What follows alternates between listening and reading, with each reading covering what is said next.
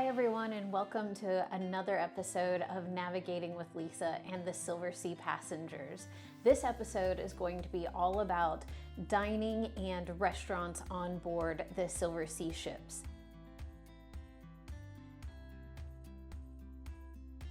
So the restaurants on board any Silversea ship are a combination of open seating restaurants where you dine during their hours, which are printed in the chronicles every day, or restaurants you make reservations for. Reservations are made at 12 midnight Greenwich Mean Time, 120 days prior to your sailing. I use the World Clock app on my phone to figure out the time difference between my own time zone and midnight GMT, because it varies for everyone, of course, depending on where in the world you live. It really can depend on how successful you are.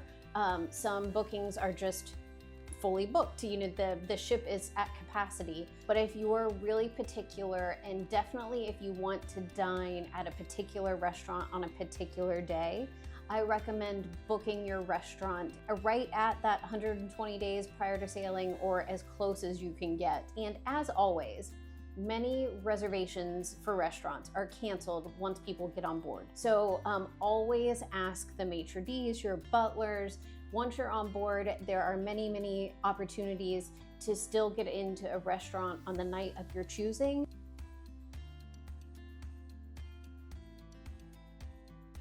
It's also a frequent question on the Silversea Passengers Facebook group about making dining reservations for a party of bigger than 2 or 1. And this is absolutely possible to do. So when you're going to do your reservation through my.silversea.com, which is where you make your dining reservations, you can absolutely make that reservation for a group of 4 or 6. I believe it limits you to 8 or 10 that you can book in advance, just quite frankly, because that's this size restraint of the tables in most venues. But again, if you know you want to do a party of like 10, 12, 14, just make your booking for the maximum that you're allowed to do. And then when you get on board, speak to your butler, speak to the restaurant maitre d', and they can certainly usually make almost any accommodation. They, again, have always been able to make this work for us in the past when we've had nights with dining with a larger group.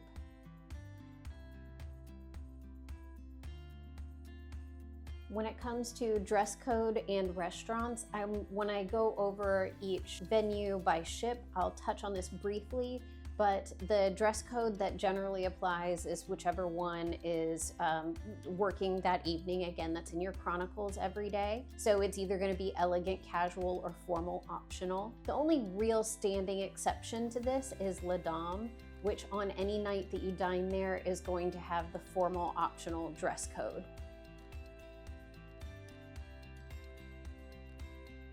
So I briefly wanted to run down a little bit about the dining venues at lunch. There are just some notable changes. There are not reservations required anywhere for breakfast or lunch. It is all open seating at any of the restaurants that are available. For breakfast, usually only the main dining room or Atlantide, depending what ship you're on. So the restaurant or Atlantide are open for breakfast.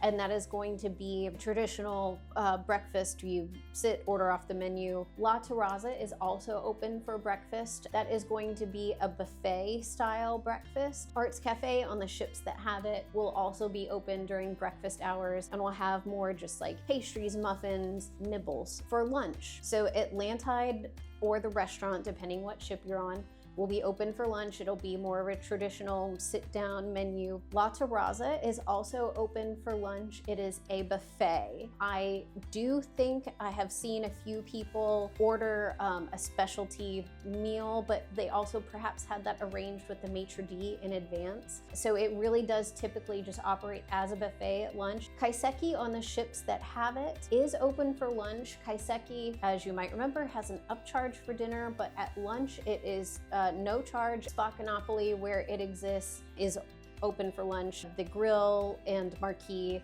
are open for lunch, and usually more of just a classic pub burgers fare. If you've never had a Silversea hot dog or a Silversea burger, it sounds crazy, but I definitely recommend both of them. They're like rites of Silversea passage, I think.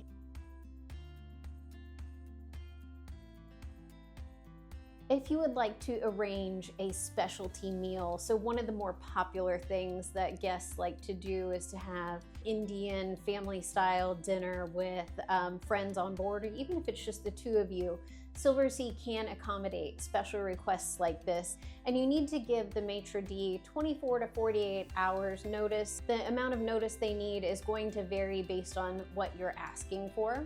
But every time we've wanted to do, we've done an Indian dinner, family style, a few times now. If you have something that you especially want them to make, you just request it. It's also a popular thing to just ask the head chef to prepare their traditional food for dinner. And it's really an amazing experience when you turn the menu and your courses over to the experts and just really enjoy the expansiveness of everything they can share with you. So I definitely recommend it, but do plan in advance. If you show up wanting something really special to happen the same day, it's just not likely to happen.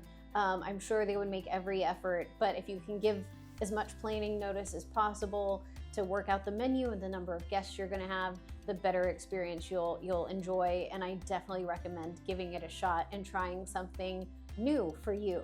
So I hope you found all that information about dining in restaurants on board Silversea ships very interesting and helpful.